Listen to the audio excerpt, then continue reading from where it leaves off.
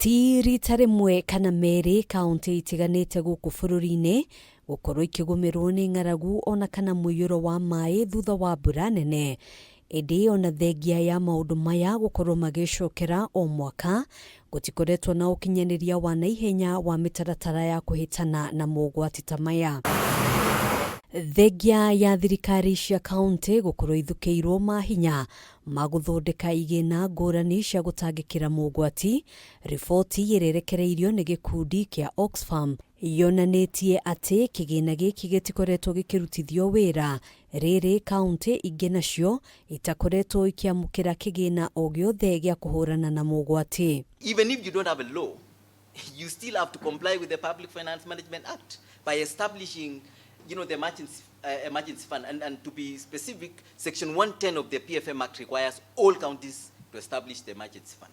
So if a county doesn't have an emergency fund, that's a violation of the PFM Act. Counties that have emergency funds, climate funds, and even DRM funds in law remain non-operational, underfunded, opaque, or just simply unknown to the communities who are affected most by these crises. Uthuthuria uyu uria tafanitio thiini wa kaunti inya ari hamwe na Marsabit, Tana River, Garissa na Nairobi ukihithuria mianya ria koretwo igicungiriria Kenya kuro ni mamilioni ma mbeca kuma kuri honge cia kimabũrũri.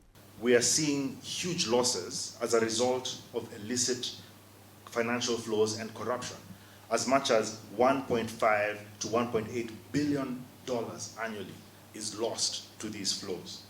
This is 4 or 5 times more than the humanitarian envelope that we receive every year. Sometimes when the funding is released, it doesn't go directly to communities for response. They first start having, planning meetings where you're using per diems for government officials to meet, to plan before these monies can actually be. Ona kuhana roguo Ungumania niguo muhinga munene hari ukinyaniria wa mahuthiro ma kigina giki kiria kioyaga ihinda iraihu muno kingikarekererio. We do not have systems that activate in time. We do not have systems that allow us to also track how these funds have been used and to be able to hold the counties accountable for the spending of these funds. The crisis failures are not so much about technical capacity, but they're more about long-standing disparities within the system, corruption, and a state that has not yet fully embraced accountable crisis leadership. Kuringana na gikundi kia OXFAM, Akenya aingi matire na umenyo wa kigina giki na uguo gutikoretwo na mundu wa guthingatithia wigiririki wa mahuthiro makio.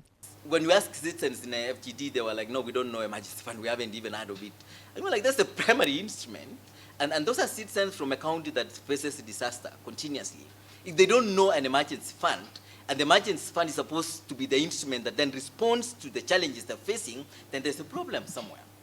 And we have to deal with that problem. Problem of awareness, first of all, because if citizens are not aware that instruments exist, then government will also just relax because no one is holding them accountable. Hadini hakameme TV, jutagwo Gina Wabaduro.